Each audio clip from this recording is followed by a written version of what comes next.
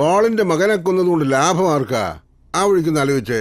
ലാഭമെന്ന് പറഞ്ഞാൽ കടുത്തുരുത്തി രസ്യത്ത് അത് കണ്ണുവച്ചവനായിരിക്കും. അപ്പൊ അത് നഷ്ടപ്പെട്ടവനോ? അത് പ്രതികാരം കൂടാ. ഇരുന്ന കസേരന്ന് പിടിച്ച് പുറത്തോട്ടിട്ടതിന്റെ അരിശം. അതായത് തനിക്ക് കിട്ടാത്തത് നീയും തിന്നണ്ടെന്ന്. അപ്പൊ ഉമ്മച്ചൻ തന്നെ. ബെന്നി പോളിന്റെ കൊലപാതകം തിരക്ക് വേറൊരുത്തം നടക്കുന്നുണ്ടല്ലോ. അവന്റെ ചേട്ടച്ചാര് സേവിച്ചൻ. അവനെന്ന് കണ്ടാലോ? അവൻ ഇരിക്കുന്നിടത്ത് പോയി അവനെ ഒന്ന് കാണാം.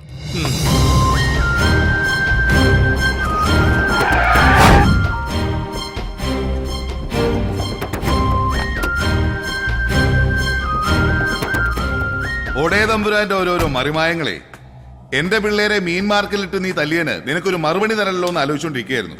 അപ്പോഴാ നീ ഇവിടെ. പുലിമടയെ കയറി വെട്ടാൻ മാത്രം ചങ്കുറപ്പുണ്ടോടെ ഇവിടെ നിനക്ക്?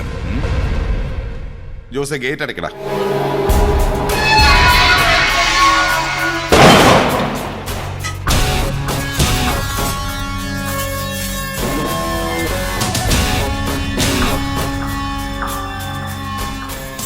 എന്റെ പൊന്ന് സേവിച്ച ഒരു നഖം വെട്ടി പോലും കൈ കരുതാതാ ഞാൻ വന്നിരിക്കുന്നത്.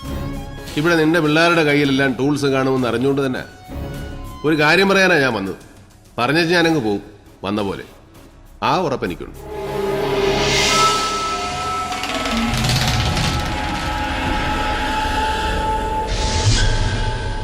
എടാ മോനെ, നിന്റെ അനിയൻ ചെറുക്കനെ ആര് തട്ടി അതറിയേണ്ടത് എന്റെ നിന്റെ ആവശ്യമാണ്.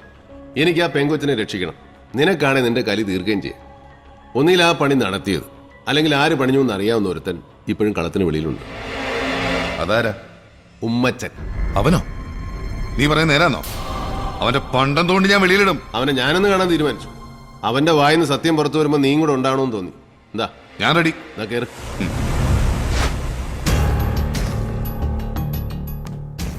പാർട്ടി മുറിഞ്ഞ് 4-5 പീസായപ്പോഴൊന്നും നഷ്ടമില്ലാതിരുന്നത് അങ്ങനെയൊക്കെ മാത്രമാന്നേ MC പോളിന്.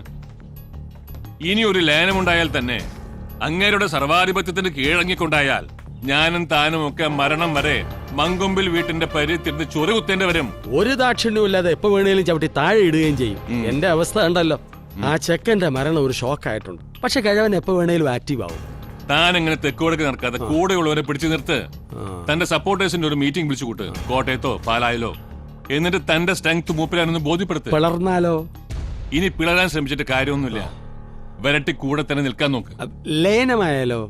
ലയനമാവാം. നമ്മുടെ ഡിമാൻഡ്സ് പുള്ളിക്കാരൻ അംഗീകരിക്കാൻ തയ്യാറാവുന്ന ദിവസം. അതിന് എന്റെ കയ്യിൽ ചില പ്ലാനൊക്കെ ഉണ്ട്, വഴിയെ പറയാം. ആളൊന്നൊക്കെ 150 രൂപയും ബിരിയാണി പൊതി. എന്നാ ആളെ കൂട്ടി ശക്തി കാണിക്കണ്ടേ?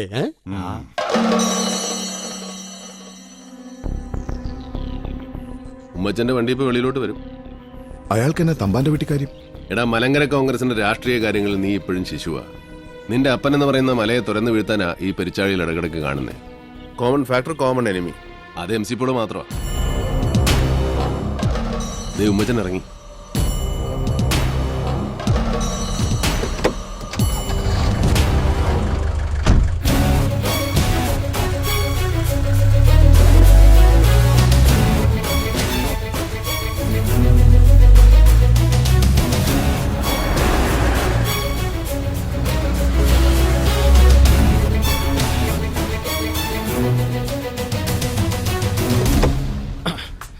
ആ കൈരളി ടിവിക്കാർ വന്നിരുന്നോ? ഇല്ല. അവരെന്റെ ഒരു ഇന്റർവ്യൂ എടുക്കാൻ വരുമെന്നാ പറഞ്ഞിരുന്നേ. ആ, അവരാണോ? നീ ഷടേന്ന് ഒരു വിസ്കി ഇങ്ങട്. ടിവിക്കാരുടെ മുമ്പിൽ ഇരിക്കാനുള്ളതല്ലേ, ഇച്ചിരി ഉള്ളിലുണ്ടാവുന്ന നല്ലതാ. പോ.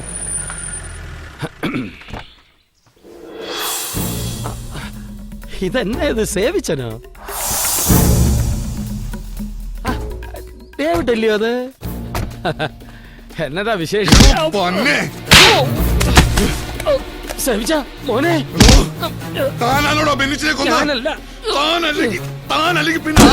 എനിക്കറിയാമല്ല. അതിപ്പോ പോലീസ് പിടിച്ച പെങ്കൊച്ചോ? എന്നല്ലേ പോലീസ് പറയുന്നേ? എനിക്കൊന്നും അറിയാമേല. എന്റെ കർത്താവേ, തല്ലി കൊല്ലുവാങ്ങോ? MLA സ്ഥാനം പോയിട്ട് ദേഷ്യം തീർത്താലോ? ഇല്ലേ, MLA സ്ഥാനം തന്നതും പോൾ സാറ്, തിരിച്ചെടുത്തതും പോൾ സാറ്. ഇനി തല്ലല്ലേ കുഞ്ഞെ, ഞാൻ ചത്തുപോകും. അത് ഉമ്മച്ചൻ പറഞ്ഞ ന്യായോ? ഇനി എന്തല്ലേ ഉമ്മച്ചൻ പടിയാവും. വിട് സവിച്ച, വിട്. വാ പറയട്ടെ. സത്യത്തിൽ ആരാ പോൾ സാറിന്റെ മോനെ കൊന്നെന്ന് കണ്ടുപിടിക്കേണ്ട ഉത്തരവാദിത്തം ഇപ്പൊ തന്റെയും കൂടെ. ഇവനല്ലേ ഈ സേവിച്ചൻ. ഇവനെയും കൊണ്ട് തന്നെ ഇനി ഇവിടെ വരത്തരുത്. പട്ടിയെ തൊടലേന്ന് അഴിച്ചു വിടുന്ന പോലെ ഈ വിവരം കിട്ട ചെറുക്കനെ തന്നെ ദേഹത്തോട്ട് ഞാൻ ഇറക്കി വിടും. ചെയ്യരുത്. എന്തെങ്കിലും വിവരം കിട്ടിയാൽ താൻ എന്നെ അറിയിക്കണം. താനൊരു തുമ്പ് കൊണ്ട് തന്നാ മതി, ഞാൻ അതേ പിടിച്ച് കയറിക്കോളാം.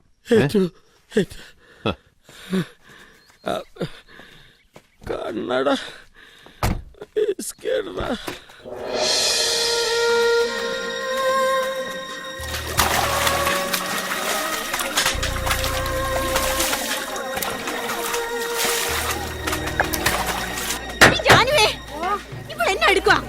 ഉറങ്ങുവാണോ? ഇങ്ങോട്ട് നിറഞ്ഞു മാടി കുരിശേ. നീ എന്താണ് നോക്കിക്കൊണ്ടിരിക്കുന്നത്? അയ്യോ, ഒരു മറയില്ലാത്തോണ്ട്. ഓ മറ ഇവിടെ പാല് കാണാനാടി. ആ വെട്ടിറോഡ് ശാന്തി ഇടുക്കിക്കാർ ലേസമയൊക്കെ വെറും തോർത്തും കൊണ്ട് ഉടുത്തോണ്ടാ കുളി മേളമൊക്കെ. പോയി കുളിക്കാൻ നോക്കടി.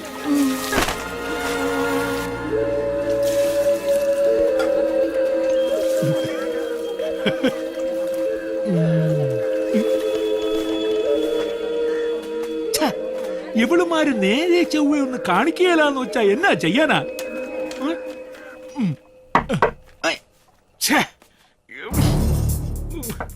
സമ്മതിക്കുകയല്ല. ആരാ? ആ വാതലങ്ങ് ചാരിയര് അലക്കലിന്റെ അവിടെ വഴുതി വീണ് തല കല്ലേലടിച്ച് ചത്തന്നേ വരാവൂ. സടയെന്നങ്ങ് പണി തീർത്തോണം. രൂപ 50,000 വെച്ച് രണ്ടെണ്ണത്തിന്റെയും വീട്ടിലങ്ങ് എത്തും. എന്നാ 50,000? അത്രയും ഉണ്ടാക്കണമെങ്കിൽ നീയൊക്കെ എത്ര എടുത്ത്? ഇതൊരു 10 മിനിറ്റത്തെ കാര്യമല്ലേ. എന്നാ ശരി സാർ. എന്നപ്പോ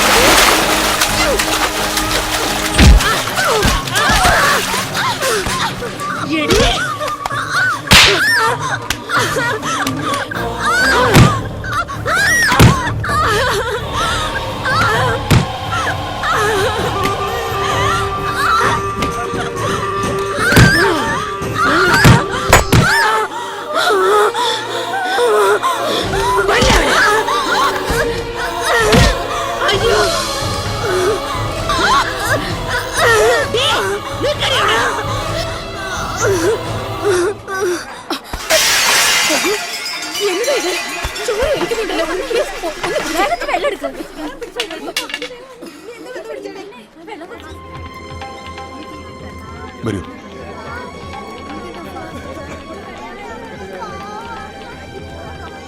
ഇതില്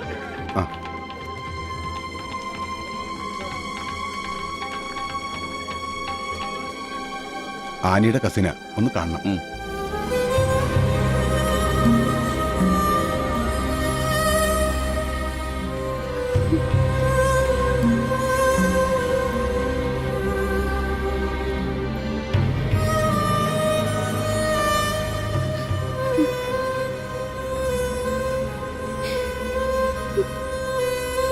ഹലോ ഡേവിഡ്. ഇതിപ്പോ പോലീസും കേസും പൊല്ലാപ്പൊക്കെ ഉള്ളതുകൊണ്ടാ. ഇല്ലായിരുന്നേ നല്ല ഹോസ്പിറ്റലിൽ എവിടെ വേണേലും ഞാൻ കൊണ്ടുപോയേനെ. അതിന്റെ ഒന്നും ആവശ്യമില്ല. She's all right. 4 സ്റ്റിച്ച് ഉണ്ട്, അല്ലാതെ വേറെ കുഴപ്പമൊന്നുമില്ല.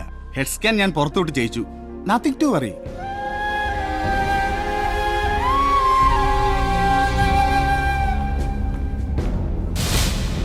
സാറേ, ആ വരുന്ന ചന്ദ്രൻപിള്ള സ്ത്രീകളുടെ ജയിലിന്റെ സബ് ജയിലറാ.